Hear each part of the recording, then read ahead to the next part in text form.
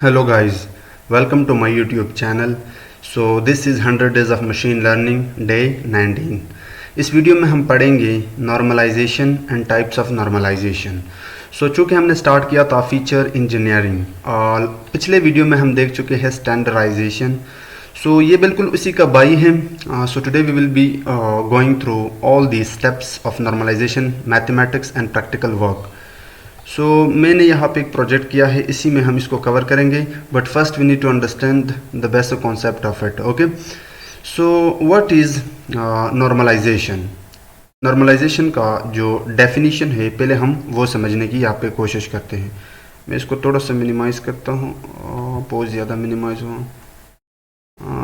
I think it's okay. Normalization is a data pre-processing technique used in machine learning to transform features to a similar scale. In this technique, the values of the features are adjusted so that they fall within the same range, typically between 0 and 1 or -1 and 1. Standardisation में क्या होता था, उसका गोल क्या था, उसका purpose क्या था, या स्केलिंग का पर्पस है क्या। Basically feature scaling first technique है फीचर इंजीनियरिंग के अंदर, जिसके दो टाइप्स थे, स्टैंडर्डाइजेशन एंड नॉर्मलाइजेशन। स्टैंडर्डाइजेशन हम देख चुके हैं और आज हम नॉर्मलाइजेशन देख रहे हैं।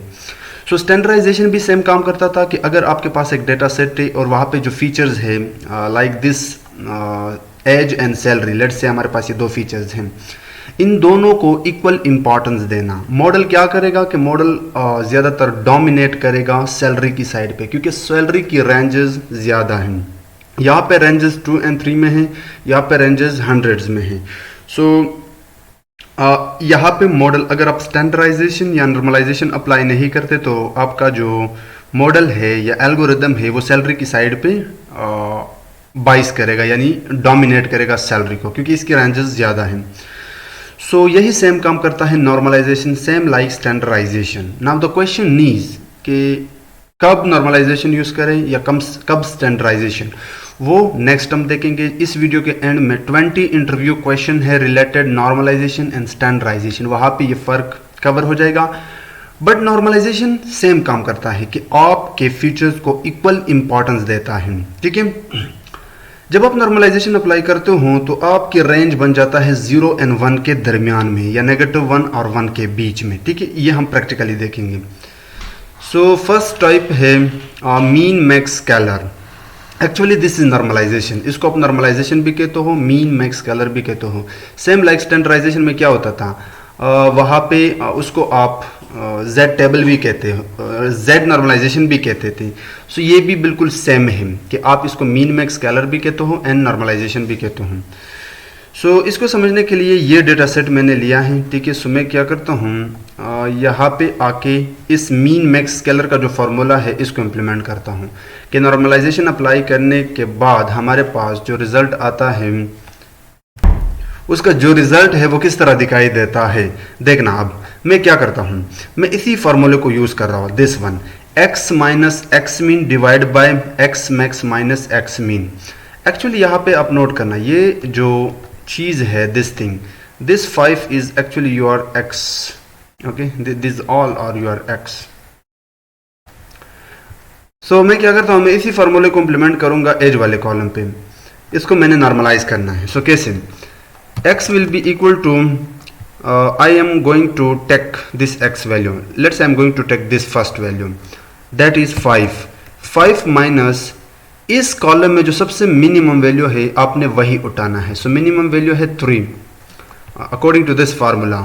आई एम टेकिंग 3 डिवाइड, उसके बाद मैक्स माइनस मीन, मतलब इस कॉलम में जो बड़ी वैल्यू है उससे सब्सट्रैक्ट कर दो जो छोटी वैल्यू है, दैट कुड बी 6 माइनस 5 और 6 माइनस 3।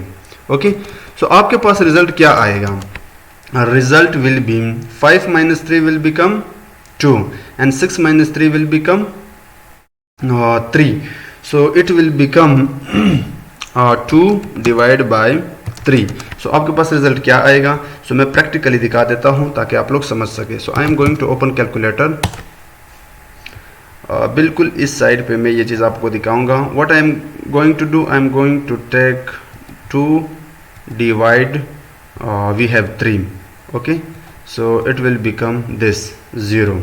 मैंने कहा था कि इसको जब हम राउंड ऑफ करते हैं या सील करते हैं, so let's say we are going to take 0. Okay, so आपका रिजल्ट या तो 0 होगा या 1 होगा. The same thing you could apply for salary. Okay, ये इसी तरह काम करता है.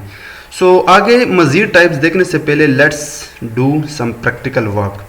नाउ मैंने पहले से कोड किया है, मैं यहाँ पे जस्ट एक्सप्लेन करने की कोशिश करूँगा. सबसे पहले 4 लाइब्रेरी इंपोर्ट करें. वैसे भी ये सारा का सारा कोड आप लोगों को इस वीडियो के डिस्क्रिप्शन में मिल जाएगा. numpy, pandas, matplotlib and seaborn. ठीक है, जो डेटा सेट हम यूज़ कर रहे हैं वो है वाइन क्वालिटी डेटा सेट. ये आपको कैगल पे मिल जाएगा. जस्ट अपने गूगल क्रोम में जाके वहाँ पे टाइप करें वाइन क्वालिटी डेटा सेट. फिर भी अगर आपको नहीं मिलता, वैसे भी ये डेटा सेट मैंने अपने इस वीडियो के डिस्क्रिप्शन में प्रोवाइड किया हुआ है. ठीक है, विद द सेम कोड. इसमें बहुत सारे कॉलम है, लेकिन मैंने कौन से कॉलम उठाए हैं? मैंने class label, alcohol and malic acid उठाए हैं. ठीक है, उसके बाद मैंने डेटा दिखाया है. So this is the class label and this is alcohol and this is malic acid. Okay, अब मैं क्या करता हूँ, नॉर्मलाइजेशन से पहले मैं दिखा देता हूँ. इसमें एज यू कैन सी के जो क्लॉस लेबल है, अल्कोहल है, मैलिक एसिड है, इनकी जो डेटा टाइप है वो ऑब्जेक्ट है. सो ऑब्जेक्ट डेटा टाइप पे आप नॉर्मलाइजेशन या स्टैंडर्डाइजेशन अप्लाई नहीं कर सकते, तो इसको हमने न्यूमेरिक में कन्वर्ट करना होगा. तो उसके लिए पेंडास के अंदर एक फंक्शन आपको मिलता है टू न्यूमेरिक. सो मैंने pd.to न्यूमेरिक उसके अंदर कॉलम को पास किया और अगेन कॉलम में स्टोर किया. And I have done the same thing for other 2 columns. ये रन करने के बाद मैंने दोबारा इन्फो चेक किया है, तो मेरे पास अब डेटा सेट जो है ना वो फ्लोट में आ गया. उसके बाद मैंने KDE प्लॉट दिखाया है दोनों कॉलम का एक साथ. KDE प्लॉट क्या करता है? ये आपको प्रोबेबिलिटी दिखाता है, डेटा की डिस्ट्रीब्यूशन दिखाता है.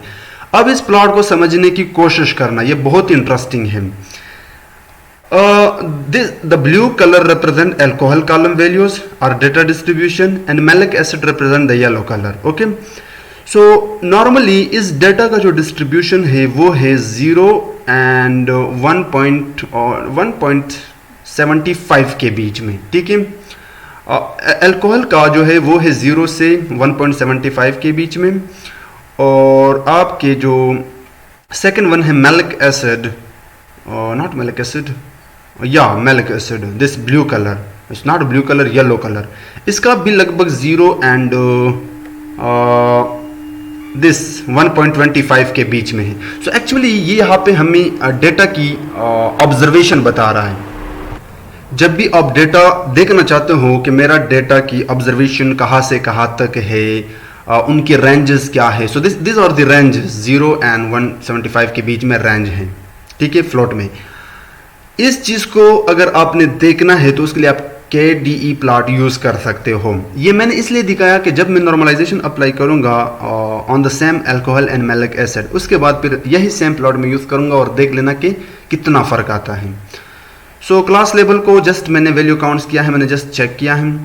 अब मैंने काम किया है, मैं रिलेशनशिप पैटर्न्स देखना चाहता हूँ अल्कोहल और मैलिक एसिड के बीच में on the basis of class level. अब देखना, उसके लिए आपको SNS स्कैटर प्लॉट का इस्तेमाल करना है. स्कैटर प्लॉट आप 2 न्यूमेरिकल कॉलम के बीच में रिलेशनशिप बताता है.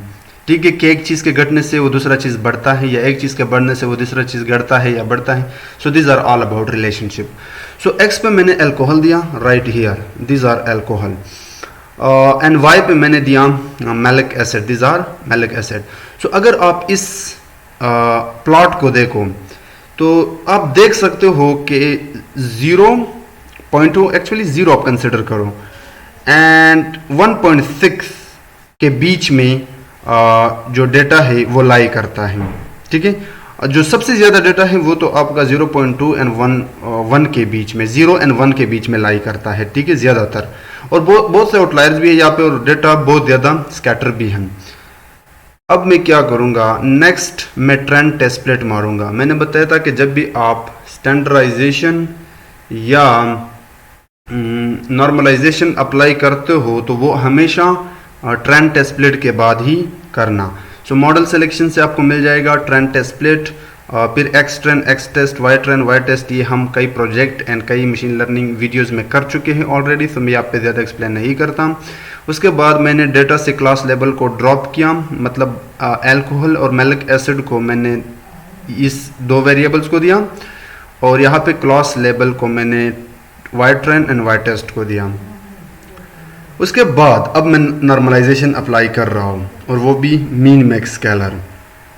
आपको प्री प्रोसेसिंग से मीन मैक्स स्केलर इंपोर्ट करना है, फिर उसकी एक ऑब्जेक्ट बनानी है, like scaler will be equal to min max scaler. फिर आपने अपना ट्रेनिंग सेट जो इनपुट कॉलम है like malic acid and alcohol को आपने फिट करना है, ताकि ये इससे ख़ुद को ट्रेन कर सकें। जब आपने ये फिट किया उसके बाद फिर आप ट्रांसफॉर्म कर सकते हो, यानी एक्चुअली जो भी एक्चुअल वैल्यू है एक्सट्रन के अंदर अल्कोहल और मैलिक एसिड का, उसको आप 0 and 1 के फॉर्म में लाते हो, यानी ट्रांसफॉर्म करते हो। तो फिर आप स्केलर डॉट ट्रांसफॉर्म एक्सट्रन और पलट के रिजल्ट स्टोर हो जाएगा एक्सट्रन स्केल्ड में। The same thing we have done for test. Okay, अब चूंकि ये एक नमपाई एरे देता है, जब आप ट्रांसफॉर्मेशन अप्लाई करते हो आइदर स्टैंडर्डाइजेशन और नॉर्मलाइजेशन, तो फिर जो भी पलट के रिजल्ट स्टोर होता है वो एक डेटा फ्रेम नहीं होता है, वो एक नमपाई एरे होता है। तो मैंने क्या किया, मैंने इनको अगेन एक्सट्रन स्केल एक्सटेस्ट स्केल के वेरिएबल में दोबारा मैंने इसको पेंडाज डेटा फ्रेम में कन्वर्ट किया। ठीक है, एक्सट्रन स्केल दिस वेरिएबल पास किया और कॉलम मैंने ओरिजिनल जो एक्सट्रन था उससे उठाए। अब अगर मैं दिखाऊँ जो ओरिजिनल एक्सट्रन था जिसको हमने ट्रांसफॉर्म नहीं किया है, उस पर मैं डिस्क्राइब मेथड लगा रहा हूँ, और अगर वहाँ पे कोई वैल्यू मैंने राउंड अप करना है तो उसके लिए नमपाई के अंदर आपको मिल जाता है एक फंक्शन राउंड अप। सो np डॉट राउंड, उसके अंदर एक्सट्रन जो ओरिजिनल है अभी तक ट्रांसफॉर्म नहीं हुआ है, उस पर मैंने डिस्क्राइब लगाया। डिस्क्राइब आपको एक जनरल मैथमेटिक्स या स्टैटिस्टिक ओवरव्यू देता है। सो इसमें आप देखना मीन क्या है यहाँ पे, this thing. Okay, standard deviation this thing है। सो नॉर्मलाइजेशन इस पे काम नहीं करता, normalization minimum value maximum value इन चीज़ों पे काम करता है। सो फॉर नाउ अगर आप देखो तो जो मिनिमम वैल्यू है अल्कोहल के अंदर वो है 0.1 और मैलिक एसिड के अंदर 0 है। ठीक है, मैक्सिमम 1.6 एंड यहाँ पे 1 है। अब मैंने जो स्केल्ड किया था ट्रांसेट, जो ट्रांसेट मैंने स्केल किया उस पर डिस्क्राइब लगाया है। अब देखना मिनिमम वैल्यू यहाँ पे अल्कोहल के अंदर 0 हो गया, मैलिक एसिड के अंदर ऑलरेडी 0 था, लेकिन मैक्सिमम वैल्यू 1 यानी 0 and 1 के रेंज में आपकी डेटा ऑब्जर्वेशन को लाता है। So actually whenever you use normalization you have to focus on this two thing, minimum value in each feature column and maximum value. This is the idea. अब मैं दिखा देता हूँ कि अगर जो पहले था और बाद में जो रिजल्ट आया उनको मैं एक साथ प्लॉट करूँगा using scatter plot.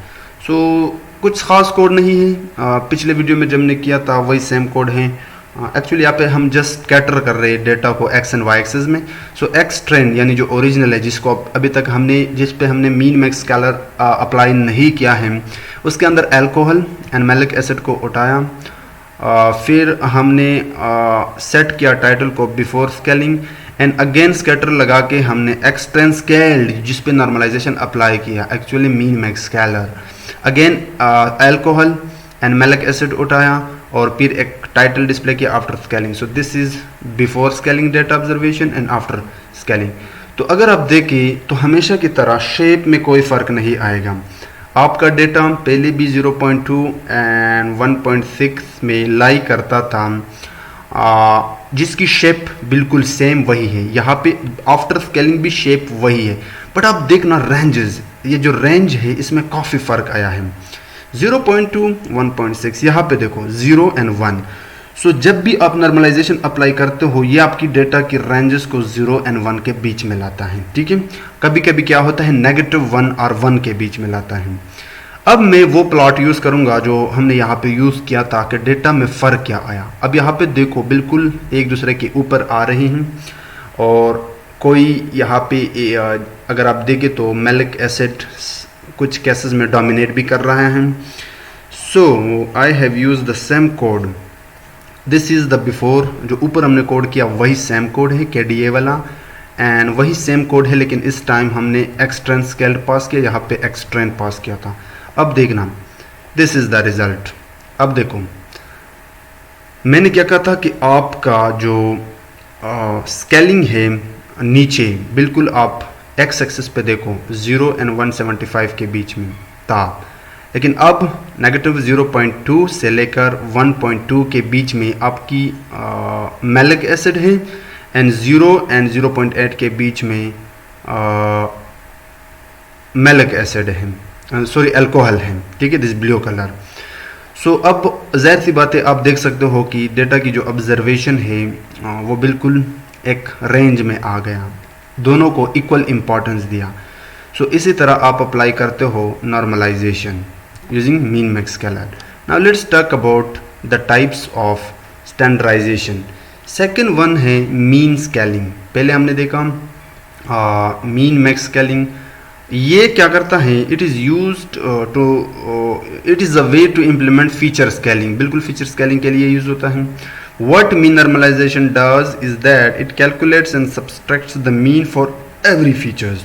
A common practice is also to divide the value by the range or the standard deviation. So actually ये हर वैल्यू से सब्सट्रैक्ट करता है मीन को यूजिंग दिस फार्मूला। अगर मैं इस फार्मूले को कॉपी करके यहाँ पे आओ and let me paste it, okay no, okay, it doesn't work.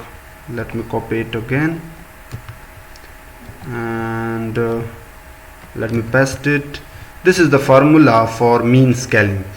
So ये क्या करता है, just let me take this thing, I'll implement this formula. So मैं age के लिए करता हूँ। X is nothing but it could be a 5, it could be 3, it could be 6. So पहले 5 मैं इसको थोड़ा बड़ा करता हूँ, बहुत ज़्यादा छोटा है। So yeah, it doesn't work. Yeah, it's worked. So 5 minus mean, mu is nothing but mean, okay? जैसे कि बताया कि ये हर वैल्यू से मीन को सब्सट्रैक्ट करता है।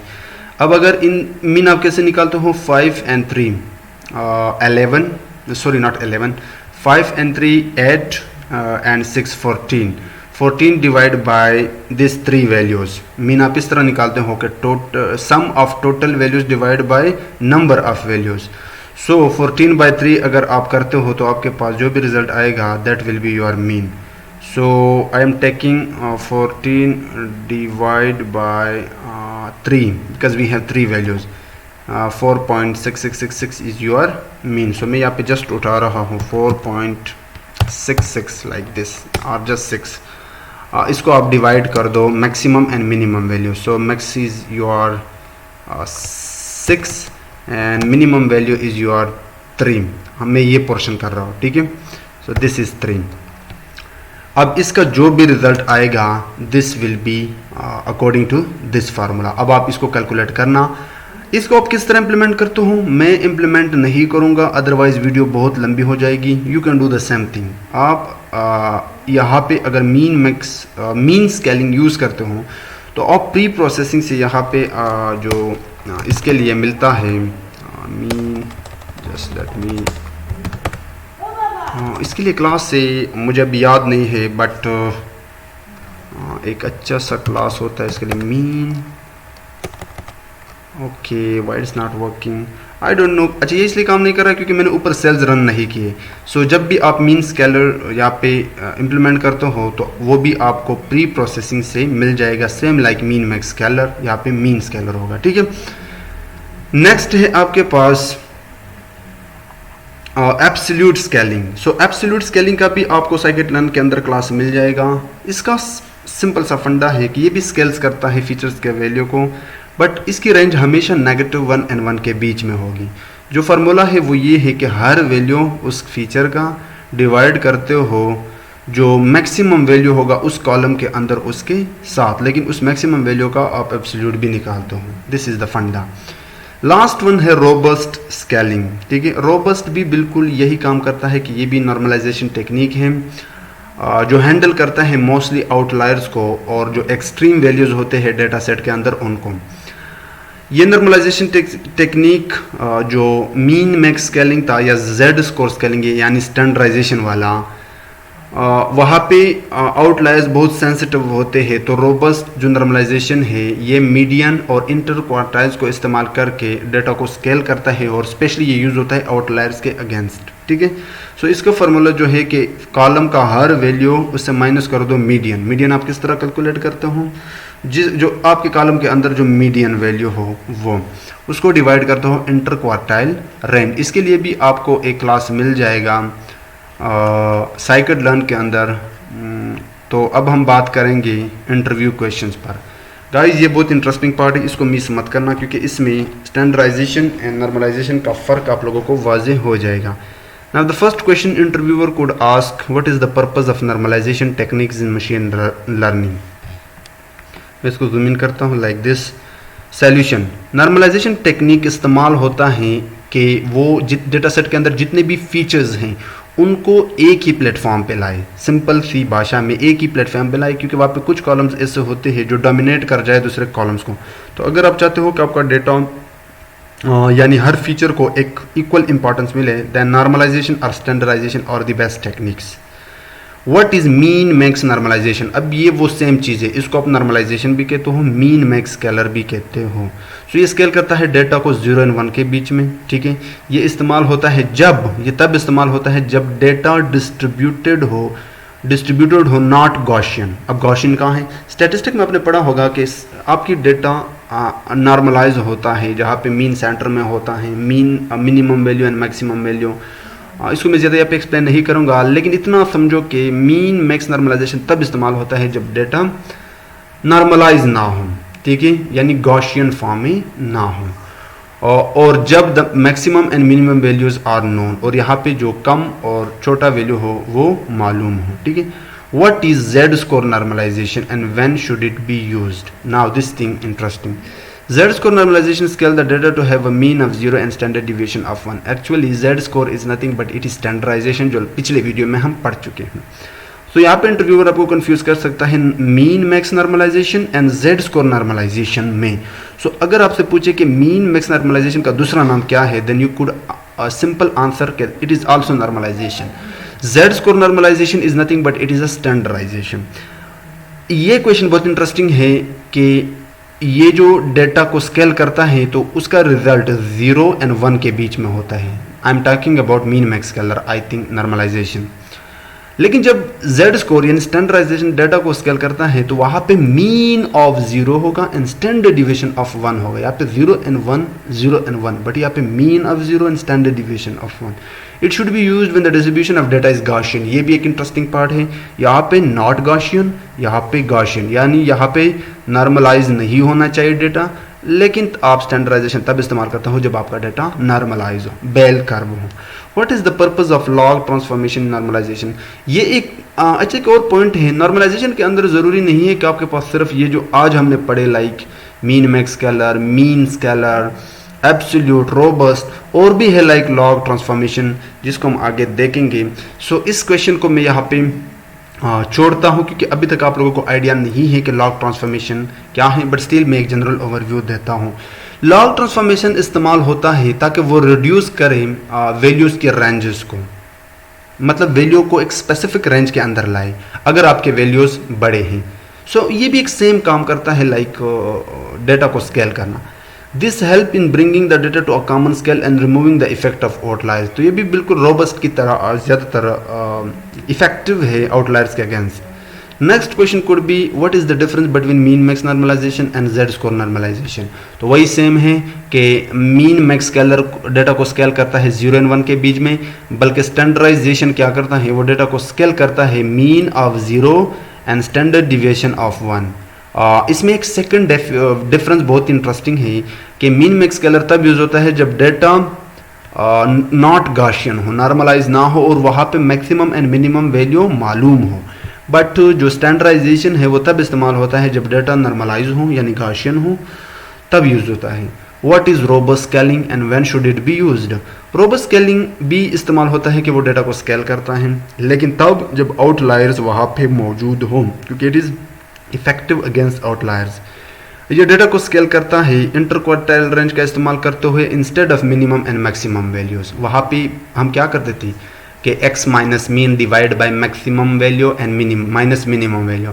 ये क्या करता है, ये फीचर के हर वैल्यू को डिवाइड करता है, फीचर से माइनस करता है पहले मीडियन को, फिर डिवाइड करता है विद इंटर क्वार्टाइल रेंज।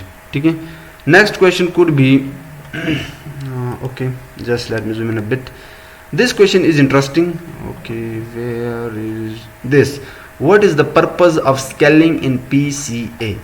अब अभी तक आप लोगों ने PCA नहीं पढ़ा है, ये प्रिंसिपल कंपोनेंट एनालिसिस एल्गोरिदम है जो आने वाली वीडियो में हम देखेंगे, बट वहाँ पे स्केलिंग बहुत इंटरेस्टिंग है। और जब आप PCA यूज़ करते हो तो वहाँ पे स्केलिंग का क्या रूल है, इंटरव्यूअर आपसे पूछ सकता है।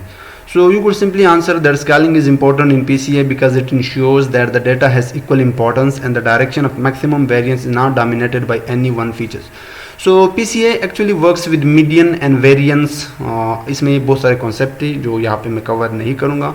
So वहाँ पे अगर वेरिएंस मैक्सिमम है और डोमिनेशन से आपने मतलब अगर कोई वेरिएंस है वो डोमिनेट करे, उससे बचना है तो उसके लिए scaling is quite good. Okay, what is the impact of normalization on the performance of machine learning algorithm? This is interesting question. बहुत ही simple है. It can have significant impact on the performance of machine learning algorithm क्योंकि ये improve करता है accuracy को, reduce करता है overfitting को and reduce करता है time convergence को. As simple as that.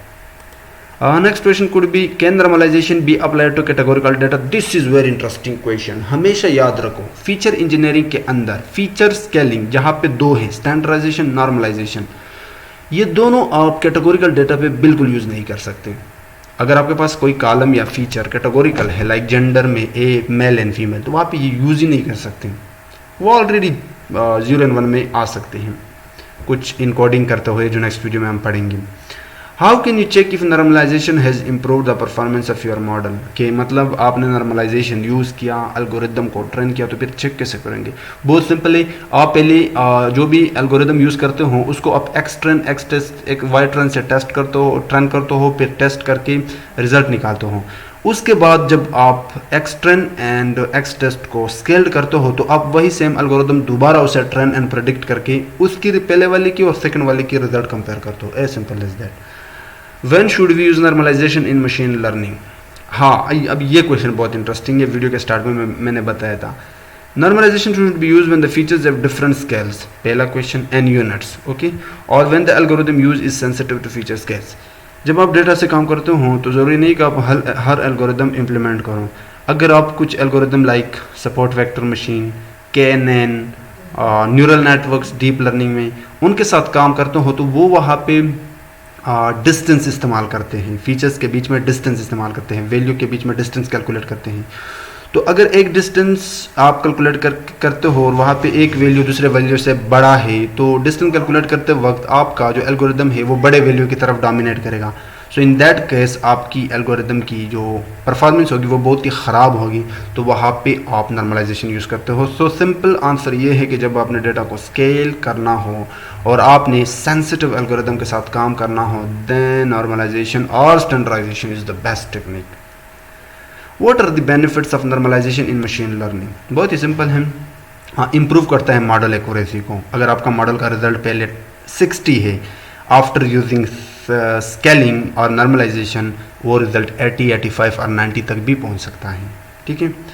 What are the different types of normalization in machine learning? ठीक है, तो वो ऑलरेडी हम देख चुके हैं। Min max scaler, Z score normalization, L2 normalization. What is L2 normalization? अब आप सोच रहे होगे कि what is L2 normalization? It is a technique that scales the features so that the sum of their squares equal to 1।